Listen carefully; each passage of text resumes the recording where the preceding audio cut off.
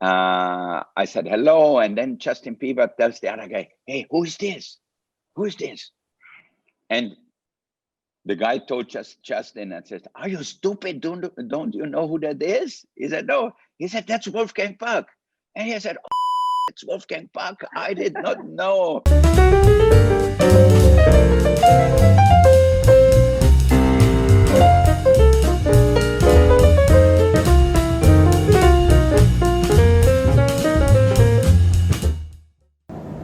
Hello everyone. It's a great pleasure for me to introduce to you today a legend in the world of food. Chef to the stars, he's built an empire that spans over 100 fine dining and casual dining restaurants across the world, branded consumer products, and the inimitable Wolfgang Puck Catering Company that's catered the Oscars 25 years in a row. Today, he talks to us about the glamour of food and what it really takes to be Hollywood's favorite chef. Please welcome Wolfgang Puck. Wolfgang, we're so happy to have you here with us today. Yeah, hello. I'm so happy to be with you because I have so many friends in India, like from the old time on, like Ashok and Vijay Amitraj, the tennis players, now Hollywood producers. I went to Harvard a year ago. We had a lot of Indian friends there. And I remember a lady, Vinati, she was amazing. She runs a whole pharmaceutical company in India, and so many people are there. So I love Indian food too. Oh, lovely. I really hope that we can meet on your next visit. That would be very exciting. Yeah, no, I hope so too. It's time for me to come and visit India. You're right. Excellent. So we've got so much to talk about, so I'm just going to jump right in. You mentioned that you grew up in a small Austrian town on a street that didn't even have a name. What were your aspirations as a young boy from that town when you just started cooking at the age of around 12, 13? There were 11 houses all together. So it was really small. The school was like half an hour away. We had to walk to school and then in the winter go with the skis to school because there was a lot of snow. And my mother was a chef also in a small resort hotel about 50 miles away. And that's where I really started to cook. In the summertime, I used to go and visit her. And when it was raining or the weather was not so nice to be outside, I was helping in the kitchen. And I always helped the pastry chef because I loved sweets. So that's how I started when I was 12, 13 years old. And when I was 14, I left school, started my apprenticeship in the kitchen in a small hotel and moved on from there. When you spent so much time cooking with your mother, who was a patissier, did you find that aspects of that translated into your menu? Do you have dishes on the menu that pay homage to that? Yeah, it's only lately. For the first, I would say 30 years of my career, I did never put anything Austrian, anything I ate at home, anything my mother made. Now we have a few dishes. Like my favorite dish used to be the Wiener Schnitzel, which is a veal scallopini breaded and fried. Or we made this cheese raviolis. We made also a dessert called Kaiserschmarrn or Cardinal Schnitten, or in the winter time when it gets cooler, we make a goulash. So now, all of a sudden, I have Austrian dishes which reminds me of my mother and her home cooking. That's lovely.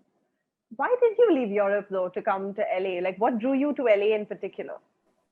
Well, when I was young, I worked in France for 7 years, and I was in Paris at Maxime's, I remember. And everybody said, oh, if you want to make money, you have to go to the United States. And it's true, at that time, the French francs or the shilling against the dollar were really low. So which meant like if I worked in France in the same position in America, you made 3 times more. And which was, for a kid who is 22 years old, it's like a dream comes true. So finally, by the time I was 24, I got a job in New York. I moved to New York, didn't like it. And then somebody offered me a job in Indianapolis. Indianapolis is the racing capital of the world. The 500 miles from Indianapolis are very famous. And then I moved there, got my green card there, and then moved to Los Angeles. And so now since 1975, I'm here in Los Angeles. How different is the pressure of having a restaurant in a celebrity nexus like LA? Is it a lot of pressure to stay relevant in a city like that? Well, we have a lot of media outlets here in Los Angeles, and the same is to be said about New York. It is good, it is fun, maybe, but every city has somebody famous. You go to Chicago, they're much into sports there and everything. Now, here we have the entertainment industry, movie, television, recording, and so forth. So I think it helps internationally to get well known. Even in the old time, I remember when Johnny Carson and Jimmy Stewart and Elizabeth Taylor and Paul Newman and Barbra Streisand used to come to our restaurant when we opened in the 80s. Naturally, all the gossip columnists and everybody said, "Oh, you have to go to Spargo. Spargo is the in spot. Spargo is this. Spargo is that." All the famous people go to Spargo, and it's true. I remember Jimmy Carter coming, who was president, then to the King of Sweden coming, and the King of Jordan coming, and so forth. So we had a lot of famous people, not just in the Hollywood people, but also other people. I remember when the Pope came, they called for a reservation for the Pope, and I thought it was a joke. So I said, "I'm sorry, but tell the Pope we are sold out." And then later on, the Archbishop told me and says, "I wanted the Pope to come to Spargo to have a dinner there because you're the most famous chef and restaurateur here in Los Angeles, and you didn't give him a table." I said, "Well, we were sold out." So it was really an interesting experience because I thought it's going to be a neighborhood restaurant. I thought Spargo just going to have our neighbors and it's going to be simple. We had pizzas on the menu, some pasta dishes, some grilled food, not complicated food, but all great ingredients. So, and then it became this phenomena. All of a sudden, everybody famous and not so famous came to Spargo. Yeah, and I remember reading about that. Every time I sort of looked up Spargo, it was just like this celebrity hub, this iconic restaurant of, Hollywood's past and present. Why do you think that was? What do you think that, like you said, in your head, it was this small neighborhood restaurant? What do you think just drew everybody, including the Pope, to your restaurant? But it's funny because the restaurant was rather casual. The kitchen was open in the middle of the dining room, and that did not exist at that time. And then I think the food also was great quality. I went to the farmer's market. I went to the Chino Ranch, a vegetable farm. I went to the fish market. And so everything was really the best quality, but I didn't make it fancy. The waiters wore an apron and a shirt, and obviously pants and everything, but casual, not a black tie suit or things like that, like in fancy restaurant. So people really were relaxed when they came to the restaurant. They didn't feel like it was this snobby, fancy restaurant. So I remember then a few years after we opened, Swifty Lazar did the Oscar party, and so that made us even more famous. So there was always something going on at Spargo. That's actually really interesting because you said that it was a casual restaurant. I mean, before casual restaurants were a thing. Yeah. You sort of were one of the first, or possibly the first person to realize that casual dining was the future at a time where fine dining was considered, a restaurant's bread and butter. What made you sort of realize the value of casual dining at the time? Yeah, I really thought, where would I like to go? I would like to go to a place where they have great food, but I can have fun, I can laugh, it's not stuffy, it's not pretentious, it's fun, but the food quality has to be really, really good. And that's what I created with Spargo. On top of it, because I was the chef, owner, and manager, I built the kitchen in the dining room. So it was like theater. We had stage light over the kitchen and everything. Everybody could see the chefs working. The chefs had to be pretty quiet. Nobody could scream or yell or throw things like in the old style. So I really believe it was a whole new experience for the guests, where they could get great food in a casual environment, but still professional. I told the waiters they should be friendly, smile, happy to be working there. They made good money. It's not like talking down to the guests, like in the old French restaurant. If you didn't pronounce a French wine right, the waiter used to look and you said, "Oh, sir, you mean you want a Chevrolet Chambertin?" And the customers didn't know. If you don't know French, you cannot pronounce it right. So we were the opposite. The wine list wasn't that big. The menu wasn't that big. We changed it a lot, but it was fun. And I think everybody, older people and younger people, loved it because they had a good time. That's very, very true. What is the Yeah. most iconic Wolfgang signature dish that's been ordered the most? Is it the smoked salmon pizza?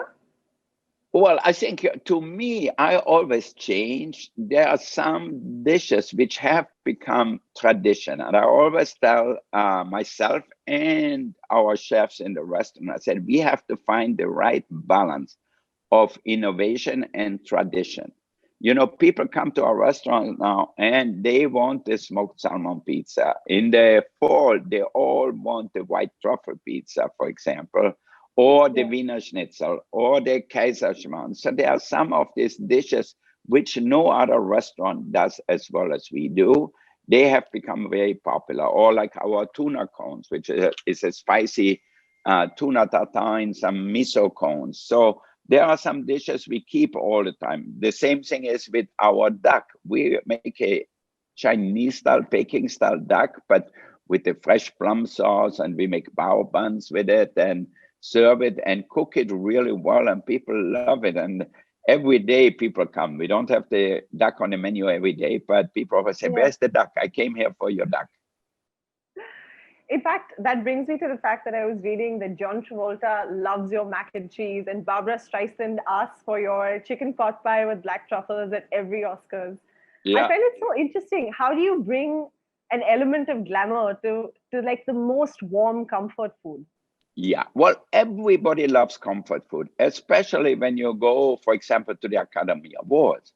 Especially women, you know, they want to look good. They don't eat much a few days before already, so they can fit in their tight dresses and everything. That day, they have to go do their hair, to do makeup. So there's a lot of things going on, and most of the people don't really eat all day long. So at night, I think, you know, when people like Barbra Streisand or John Travolta or any of the big stars, they are really hungry. So then comfort food is always popular. And even now, like at the Bel Air Hotel, we serve chicken pot pie now, that fall started, and people love it. And I get more compliments about the chicken pot pie, and maybe because Barbra Streisand made it famous. But even Prince Albert from Monaco, you know, I remember he came on here to the Oscars, and I gave him the chicken pot pie. I said, "You have to try that." He ate it and loved it. And I saw him in Monaco, and he asked me, "You want to open a restaurant in Monte Carlo?" And I said, "Yeah, maybe." He said, "But as long as you make the chicken pot pie like you gave me at the Oscars, it's all right." Oh God, I can imagine. What was it like the first time you catered the Oscars Governor's Ball, and how did that experience change when you from the last time that you did it 25 years later? Well, I remember the first time we did it was down at the Shrine Auditorium, which is an old style theater which seats a lot of people. And then they have a banquet room for about 1,500 people. But they had almost no kitchen there. So when we built the kitchen outside in the parking structure, and then the day it was rainy, windy, and everything. And I was making risotto for 1,500 people, a black truffle risotto. And I remember nothing was cooking on top because the wind blew the fire away. And so it was so hard to cook. And finally, we had to put aluminum foil around so that way the heat goes up, and we started to cook the risotto. So it was very nerve-wracking. We had to prep everything at Spargo and then bring it by truck downtown, which is about 12 miles from Spargo. So it was really hard, but people loved it. People were so happy. They said, "Oh, finally, we have food at the Academy Awards, at the gala, what we love to eat." So it became very popular. And ever since, we are doing it. And I remember when they asked me to do it the first time, I told them, "You know, I will do the dinner, but I do exactly what I want to cook, not what you guys gonna tell me." I remember it was Marilyn and Alan Bergman who did the music for Barbra Streisand, and Arthur Hiller, who was a director who did like Love Story and maybe many other movies, who is on the board. So I tell them, you know, I will never tell you how to make a movie, and you don't tell me how to cook, then we will be friends. And they said, okay. And they were happy ever since after, because before they always got into fights because one wanted fish, one wanted meat, one wanted this, one wanted that. So now it's really easy. We go a little bit with the time now. For example, now we have a lot of vegetarian and vegan. So we make a whole array of vegan dishes too. And I remember this year at the Academy Award, Joaquin Phoenix, who won for Best Actor, he is a vegan. So I took him in the kitchen and I gave him like 10 different vegan dishes, and he loved it. That brings me to the next question that I was going to ask, which is that you're one of the rare chefs that's actually catered to both old Hollywood and new. Have you seen a difference in the way that they sort of relate to food and the way they dine? Or do you think that at the heart of it, everything's still the same? I think the most different thing is the way they dress. In the old times, you know, when Lou Wasserman used to run Universal, or Kirk Kerkorian was the owner of MGM and so forth, these people came dressed with a nice suit, their shirt, a tie, and everything. They looked like they were running, you know, a big business. These days, if you see people like Jeffrey Katzenberg, who is not so young either anymore now, he's about my age, but he will come with a little sweater. Or some people come with a hoodie, you know, they think that's the cool way to look now. So I think that changed a lot.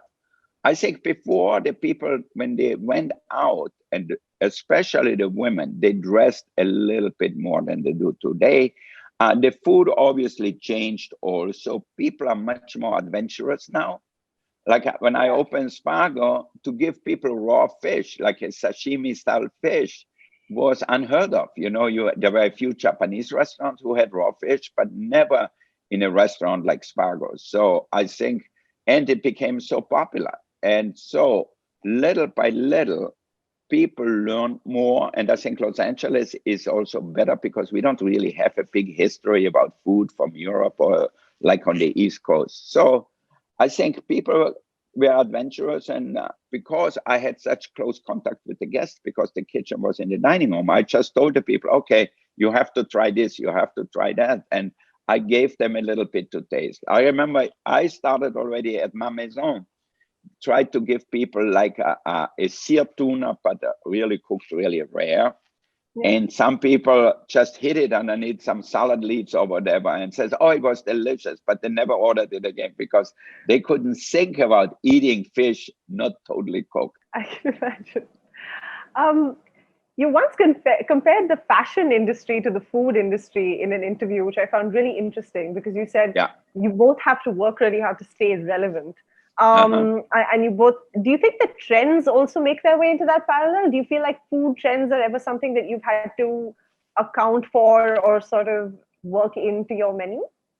Well, I would like to say, or to think in my, maybe it's a little, I sound maybe a little bit too pompous for that, but that we make the trend and we don't follow the trend. It's like a fashion designer. You make the trend, you know, some more so than others. Some, it depends what group. Maybe Armani designs, maybe for different people than Hedi Slimane designs. So I think it is certainly comparable that they have to come up always with new ideas. Yet you want to know, is it an Armani or a Dior or is it Givenchy or whatever it is? So they have a certain style, but they have to make new things all the time. If not, they will go out of business. Our business, the restaurant business, is a little bit like that too. It's good to bring in always new things. Well, one of the things gives us the reason too, just like in fashion, is the season. You know, in the winter, you don't dress the same as in the summer. The same thing in the winter, we don't cook the same food as in the summer, or some of the dishes maybe, but most of it not. So we change with the season. We always try to innovate. As a matter of fact, where I'm right now is our test kitchen. And here we have time to innovate, to do different things and always change. And it's not only me, but I have all my chefs come here from Las Vegas or from London or from Singapore. they come and work with me here, and we do new dishes. Yeah. What's the funniest encounter you've ever had with a celebrity at one of your restaurants? Already all at the beginning. It started like with Orson Welles, who was a famous movie director and everything in the 50s. He used to come to Ma Maison all the time. And then I became friendly with him. And then he used to come early before lunch, like at 11. And he had the lunch meeting at 12:30. And then he always asked me, what is the special today? And I told him, oh, this. Then I gave him a taste, a little bit on a plate, because I thought he had lunch later. And then he says, no, give me the whole thing. How it's going to look like, how do I going to get it? And then at the end, he had lunch with me at 11, and then his guests came, he sat down with them and had lunch with them too. But people are so different, even the young people today. Like I remember when Justin Bieber came to the restaurant with some guys, and some of the two guys knew me, and Justin Bieber didn't know who I was, I guess, and then somebody else. So I went to the table and I made them a white truffle pizza, and I said hello, and then Justin Bieber tells the other guy, hey, who is this? Who is this? And the guy told Justin and says, are you stupid? Don't you know who that is? He said, no. He said, that's Wolfgang Puck. And he said, it's Wolfgang Puck. I did not know that's him. I heard about him, but I didn't know what he looks like. So it's interesting to see, how many people we know, but how many people we know by name and not really by the face. But, he's also 50 years younger than me, or 40 years younger than me, 50 probably. You were, in fact, the second chef in history to receive a star on the Walk of Fame. What did that experience feel like?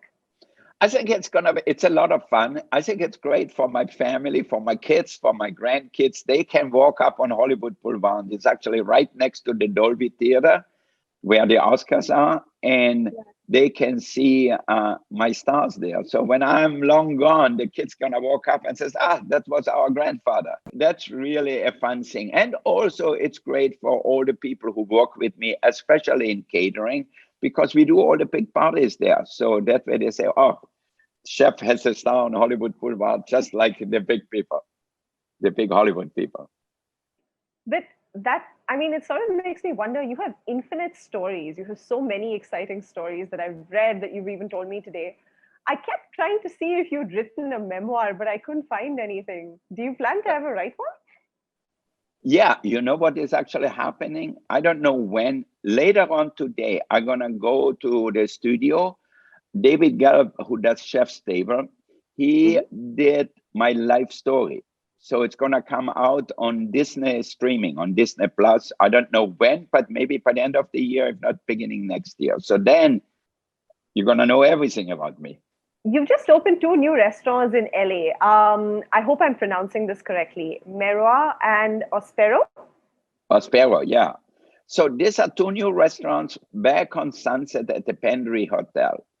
One, Ospero downstairs, is more an Italian type restaurant, Italian California, a mixture like with California ingredients, all fresh, like a bakery in the morning. And then for lunch, we have a big wood burning oven where we're going to cook our roasted chicken or our fish and things like that. And then upstairs, going to be a new version of Chinois. Chinois is our second restaurant. We opened in '83, and it's an Asian restaurant. So, Chinese, but we even have Indian tasting dishes. I make a lobster with ginger and coconut milk and plum wine and everything. So it has a more Indian flavor than Chinese flavor. So, and this is gonna be the next version upstairs. Memoir gonna have Japanese and Southeast Asian influence. But it will be an exciting place because upstairs, Memoir has a beautiful view of the city all the way to from downtown to the sea. It's on the 11th floor. And then I think, it's going to be amazing. And then downstairs, we have on the street level, like the cafe. And then underneath, we have a music club. There are 2 bowling lanes. So it's going to be a whole entertainment hotel. I think I love it. I'm very excited for it. It sounds very, very exciting. Yeah, Chinua no, reminds me, Chinua on Main hit its 35th year 2 years ago, and that was a very, very big moment for you. What is yeah. your fondest memory of that restaurant? You know, I still remember when we opened Chinois, the first day we did a party, we had all these Hollywood people come. And then they all said, it's my version of a Chinese restaurant. And I forgot to cook rice. So it's the first Chinese restaurant. People ask, you have fried rice? No. Do you have regular rice? No. So it was so funny. I said, shit, I forgot to cook rice. How can that happen? You know, I was so nervous. But it made me think, how can I, without having an experience in a Chinese kitchen whatsoever, how can I devise Chinese tasting food? So I made up like a beef, like when the Chinese might make a stir-fried beef. I cooked a New York steak, which I marinated with a little soy sauce, ginger, a little garlic, chili flakes, a little honey, and then grilled it. And then I made a sauce with slow braised shallots and mirin and a little soy sauce. And then instead of thickening it with cornstarch like they do in China, I added butter to it. So I added butter to different sauces, coconut milk to different sauces. So they all tasted really rich and delicious. And people today still, after 37 years, still love it. That sounds fantastic. Which brings me to my last question, Wolfgang. What's next for Team Wolfgang Puck? Yeah, we continue always. You know, I always say my outside might look a little old, but the inside is young. So to me, I'm going to do what I do until the end of my life. Why? Because why take something away you love to do? I love cooking. I love restaurants. I love people. So what I'm going to do, play golf every day, or if I play tennis and look at my arm already, I have a bad wrist. So that's from playing tennis. So I'm going to continue. So the next restaurant after the Pantry Hotel, after Memoir and Sparrow, we're going to do a restaurant on the beach in LA. And Frank Gehry, the most famous architect in the world, going to build us the building. So that's exciting. That's about 2 years away, I think so. So we're just going to continue slowly. We are talking with some people in Riyadh, in Saudi Arabia, about doing something there, because that's also a whole new world from us. And then sooner or later, I have to open a restaurant in Delhi or in Mumbai. You really do. Yeah, totally. That's the one we're waiting for. Yeah, okay, good. You find the place, I come. Done and done. This has been a fascinating conversation, Wolfgang. Thank you so much for being with us. Hopefully, the next conversation we'll have, you'll visit and we'll have it in person. Thank you so much. It's been wonderful speaking to you. Thanks so much. And I see you in India. Yes, 2021. Okay.